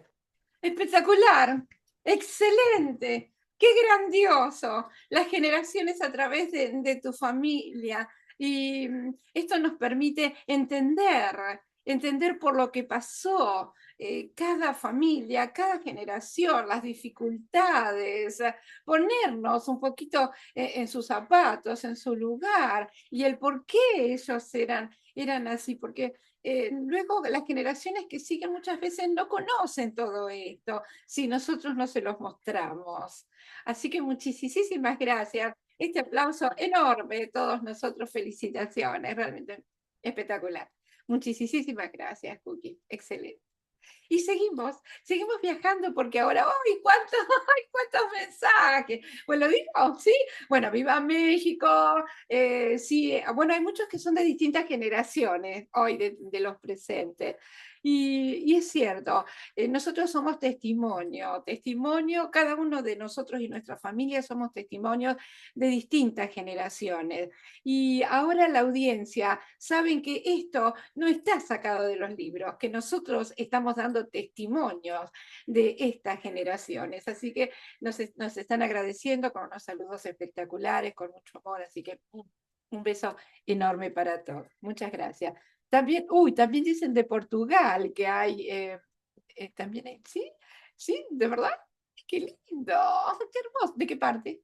Ah, muy bien, muy bien. Mira, es la primera vez que nos están siguiendo de Portugal, así que gracias, Anita. Un beso enorme para ti y para toda tu familia también. Muy bien. ¿De los baby? A ella dice que es de los baby. Bueno, no voy a conversar con la audiencia, pero sí les agradezco enormemente y ahí mi secretaria está contestando los mensajitos que nos envía. Y ahora vamos ya casi en el cierre, el final. El broche de oro le toca a Susana Angélica Orden desde Argentina. Bienvenida. ¿Qué pasó hoy? Realmente, Su. Bienvenida. Ahí estamos pidiéndole que abra el micrófono. Fíjense cómo, mientras Susana abre el micrófono, cómo cada uno fue tomando de diferente manera, todas las generaciones, en la sociedad, en la medicina, en la familia, en la música, en el arte, el vestido, la cultura, la música, la literatura, cómo cada uno fue interpretando estas brechas y diferencias generacionales. Qué fascinante, realmente. Me copio tu palabra, Margarita. Ahí está. Fascinante la tertulia de hoy. Muy bien, ahora sí, Susana abrió el micrófono. Hola, Bienvenida y adelante. hola Ada, ¿qué ¿Qué tal? ¿Cómo tal? ¿Cómo estás? estás? Wow. Bueno, siempre escuchando lo que dicen todos los compañeros en todos los aspectos y de las brechas que nosotros hemos vivido en nuestra propia historia y memoria, que nosotros, no, esto no nos pasa por al lado, sino que es parte de nuestra vida y de la vida de la relación entre nosotros, nuestros padres, nuestros profesores, que, y de luego a las generaciones siguientes. Y entonces decíamos que es una brecha, que es un cambio, una forma diferente de ver el mundo cambia, el pensamiento cambia, la vida cambia, y así nosotros vamos cambiando. Y los grupos van, a medida que van naciendo y van viendo, digamos, la realidad con distinta perspectiva. En general yo veo que la mayoría de los estudiosos les dan una gran importancia al tema de lo digital. Bueno, yo creo que sí, que es importante, pero lo digital es un instrumento. Eh, Nosotros tenemos que analizar los aspectos intelectuales, sensibles. Yo había elegido la diferencia entre la generación silenciosa, que serían más o menos nuestros padres, y los baby boomers, que seríamos nosotros. Y que hay una diferencia en valores, tecnología, perspectivas laborales, económicas, bueno. La silenciosa pasó una vida difícil con la posguerra, la depresión, la guerra y la posguerra. Mientras que los boomers tienen un periodo económico de más auge y se ve una rebelión, pero una rebelión basada en la existencia de la otra generación a la cual lo mismo está ligada, porque ninguna de las dos son, obviamente no nacieron con lo digital, pero nacieron con ciertos valores. Hay un valor sobre el trabajo, sobre el respeto al trabajo, la seguridad, la estabilidad laboral. La silenciosa tiene algunas cuestiones referidas a la educación de los niños, por ejemplo, el famoso dicho, al niño debe ser visto, pero no debe ser escuchado, que las generaciones siguientes cuestionaron con razón, ¿no? Porque justamente los niños siguientes fueron escuchados. ¿Y de qué manera? En todos los aspectos, en el arte, en la música, en la filosofía y en la forma de ver el mundo. Eh, por ejemplo, uno de los aspectos que yo vi, para no tomar los mismos que tomaron mis compañeros, son el tema, bueno, los temas laborales. El tema, ¿qué pasa en una empresa donde hay distintas generaciones? ¿Y cómo abordar ese tema? Porque hay distintas formas de encarar el trabajo y a veces son completamente diferentes. Entonces, ¿qué se hace ante eso? ¿Qué se debería hacer? Y se debería trabajar e investigar, como en una empresa que puede ser una empresa educativa, una empresa, bueno, pero tratar de entenderse y de estudiar la forma de comunicarse, sabiendo que a veces se habla casi lenguajes diferentes y formas de ver muy diferentes. Entonces, se aconseja buscar líderes, líderes que incluyan, líderes que comprendan las diferencias y viendo las diferencias como deben ser vistas siempre, más allá de las generacionales, como un enriquecimiento, como algo rico, porque lo diferente enriquece. Entonces, en la medida que la gente se sienta a dialogar y la gente comprende al otro, puede ver que el de la otra generación posee soluciones que el de la nueva generación no tiene, y viceversa. O sea, puede ser que la nueva generación sepa cómo manejar la computadora y otros elementos, pero tal vez el de la generación anterior puede y tiene recursos mentales, recursos de criterio y recursos de lo que podríamos llamar de saber y de conocimiento que ayuda a poder resolver las situaciones problemáticas entre las diferentes personas.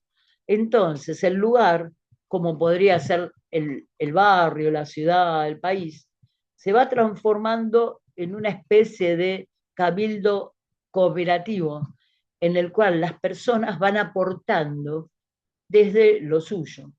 Porque si nos quedamos solamente con los avances tecnológicos, hemos visto que hemos avanzado muchísimo y es maravilloso y todos lo usamos, la tecnología. Pero también están los avances morales, que a veces fallan y brillan por su ausencia.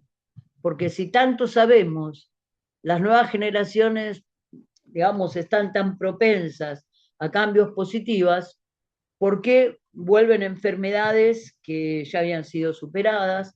¿Por qué tenemos todos los años, estamos a punto de iniciar guerras que no deberían existir? ¿Por qué se hablan en términos que hablaban Nerón y Calígula sobre que su capricho, el capricho de algunos gobernantes, es la base de la convivencia, que no debería ser así? O sea, si tenemos, por ejemplo, instituciones internacionales que debieran ayudarnos a buscar la paz, ¿por qué es tan difícil lograrla? Y bueno, sí, porque el mundo es complicado y demás, pero tendremos que trabajar mucho juntando las generaciones, juntando los aportes de las distintas personas para poder traducir todo ese avance tecnológico en un avance que mejore la calidad de vida y mejore la capacidad de relacionarnos los seres humanos. Porque si no, lo único que tenemos, como decía un pensador antiguo, tenemos unos monstruos más capacitados.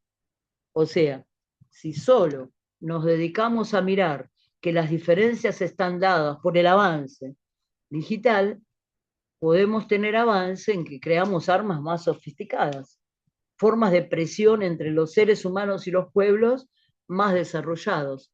Pero ¿por qué no trabajamos? ¿Por qué no trabajamos en la reflexión, en la meditación, en la argumentación, en la cual ciertas generaciones tienen que tener todo un pasado, una memoria y una capacitación? O sea, juntar lo nuevo y juntar lo antiguo para mejorar y verdaderamente hacer avanzar a la civilización, porque si nos estamos dedicando a destruir el mundo, si las guerras nos sobrepasan, ¿cómo puede ser que con tanta tecnología ocurra esto?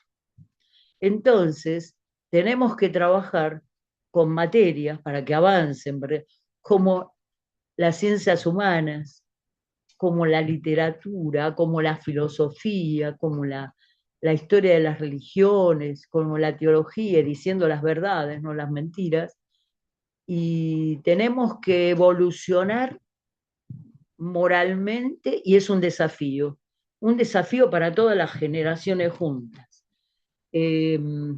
A veces se le echa la culpa que la generación más nueva habla un cierto idioma y la otra no. Sí, porque nacieron con las computadoras, sí, pero en toda la historia del mundo hubo generaciones que se contraponían, tal vez ahora más, digamos, que más fuerte, con más violencia, pero, y decimos también que ahora todo es inmediato, pero está bien que todo sea inmediato, o sea, está bien que una imagen valga más que 1000 palabras, o nos tenemos que sentar a reflexionar, porque el pensamiento humano no es inmediato, el pensamiento humano sigue un curso, sigue una argumentación, sigue un proceso.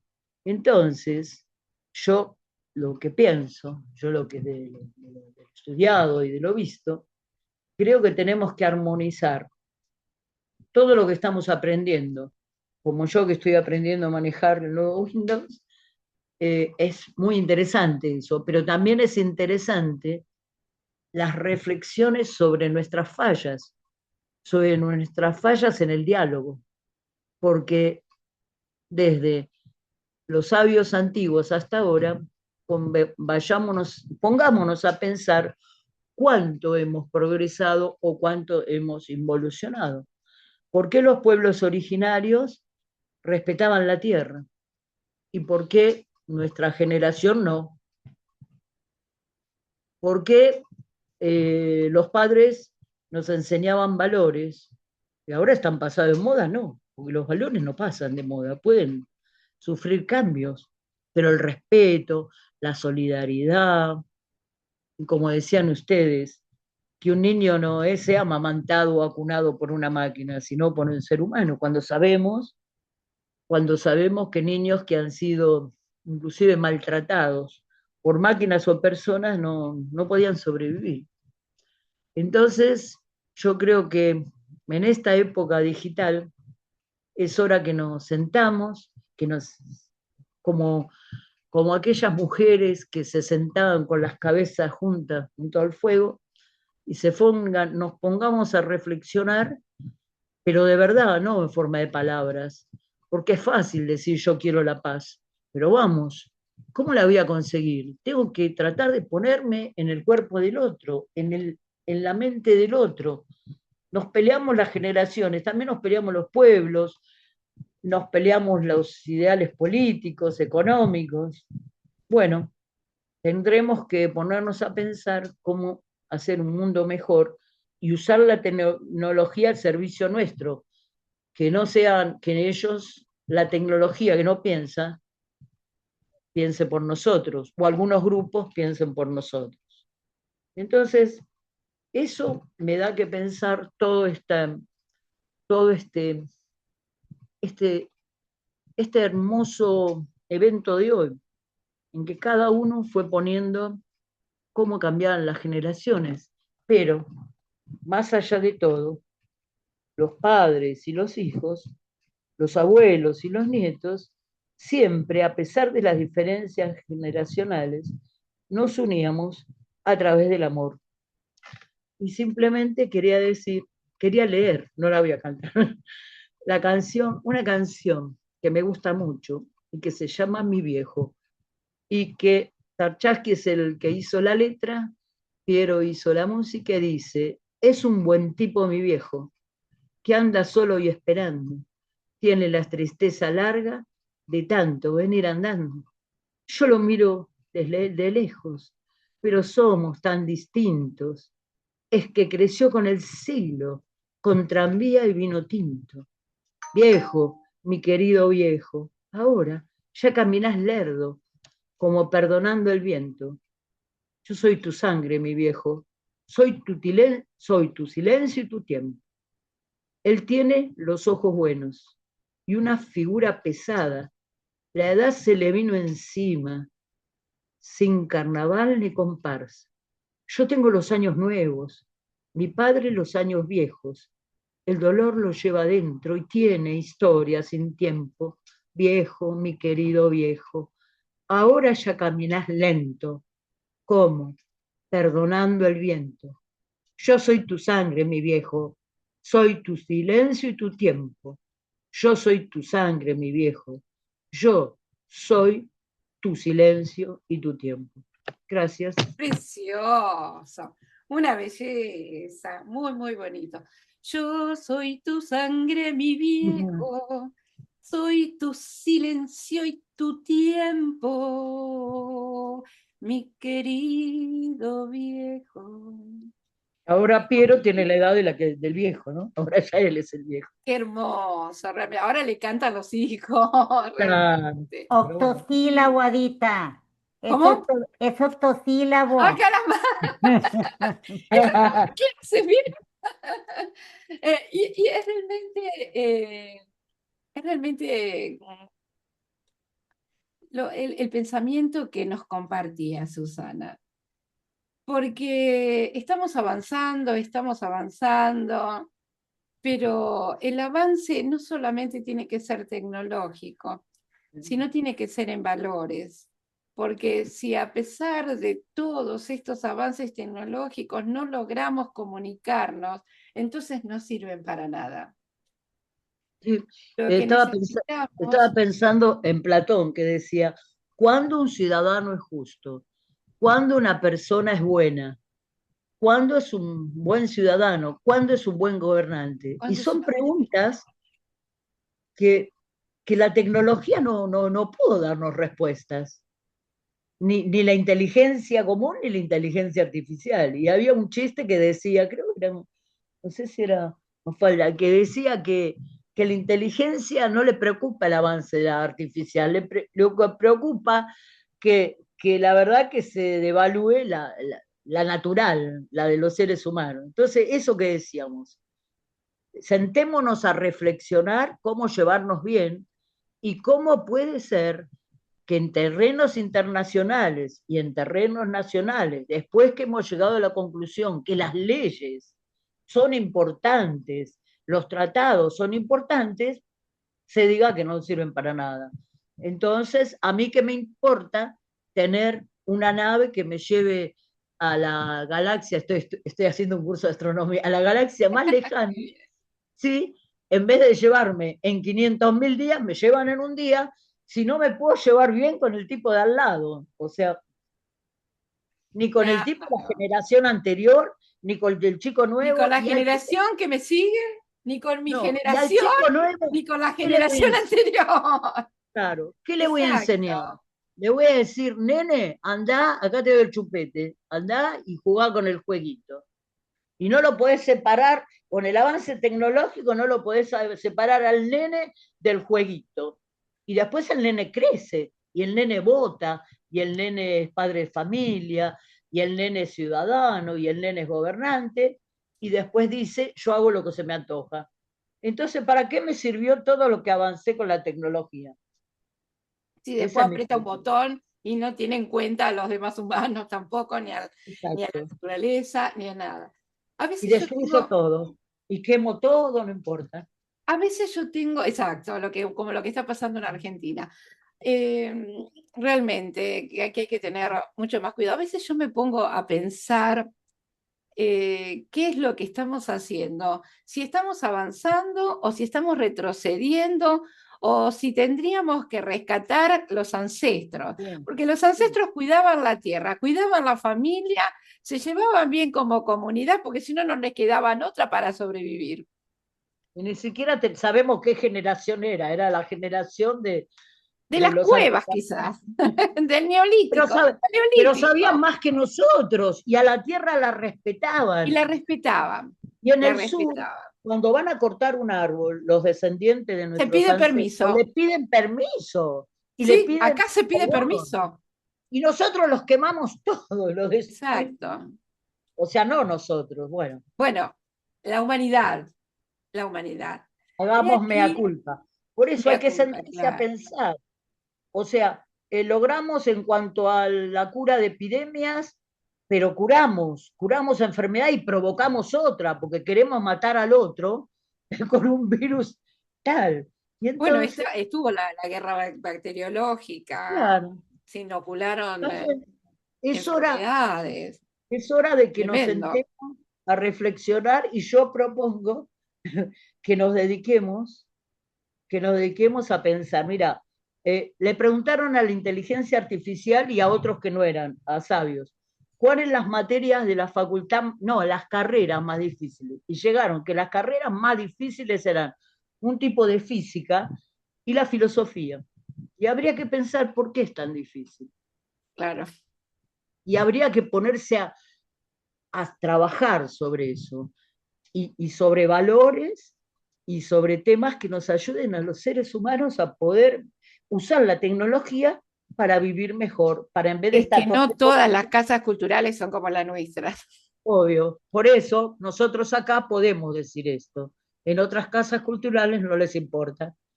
A nosotros nos interesan los valores humanos, nos Por interesa eso estamos acá. comprendernos, claro, nos interesa comprendernos entre generaciones, comprender a otras Por generaciones, eso escribir de otras generaciones, de las cada nuestras, encuentro, Ada, cada y encuentro, gracias comunicarnos. a vos y a todos los compañeros, es una forma de hacer esto que estamos pidiendo. Estamos todos haciendo realmente un aporte enorme al mundo.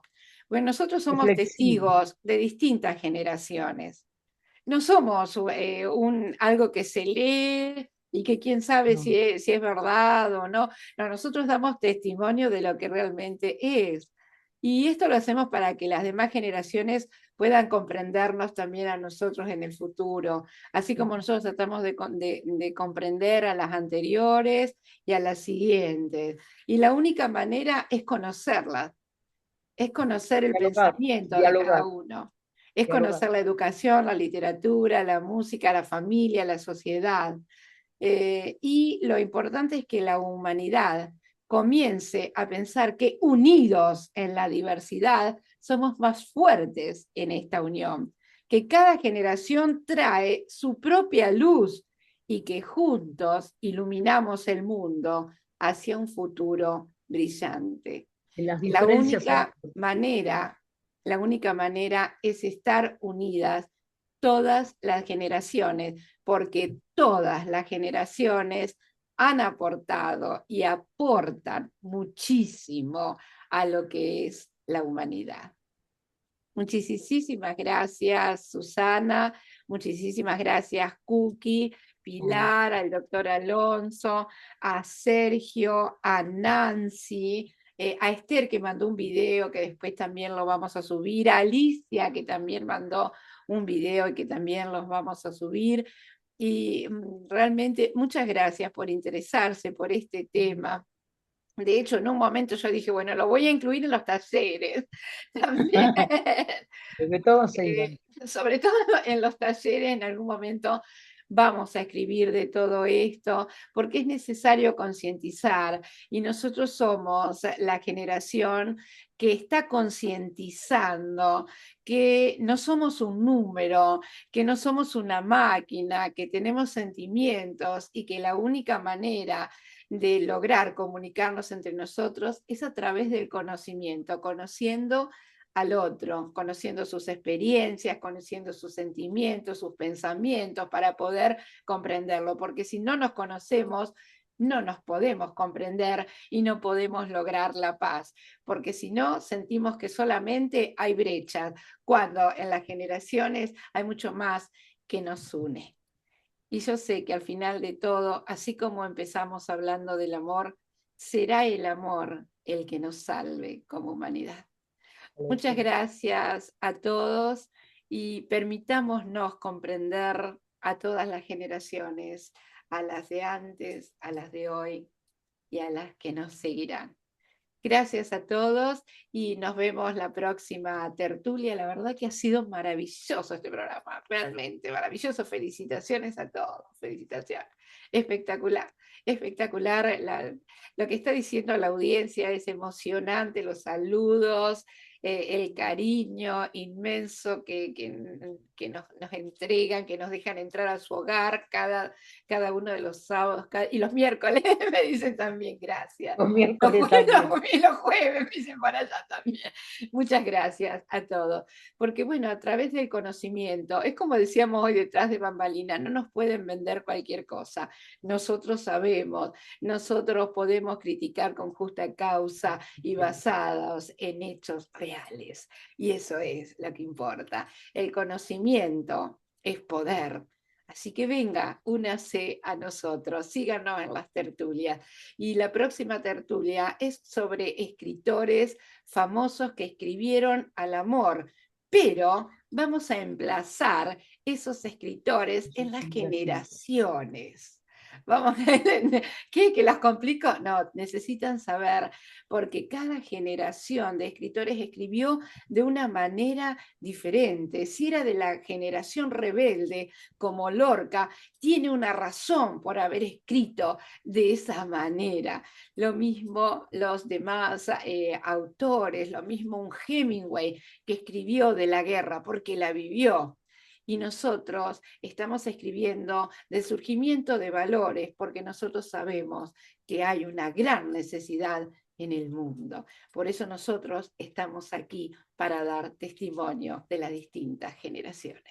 Muchas gracias, ha sido excelente. Muchísimas gracias a aquellos que se atrevieron a estar en el día de hoy en este tema tan candente y difícil como las distintas generaciones y las brechas entre ellas. Y recuerden, hay mucho más que nos unen de aquello que nos separa. Muchas gracias. Un beso enorme. Feliz fin de semana para todos. Y nos vemos el miércoles en el taller y el jueves lo subimos, claro que sí. Muchas gracias.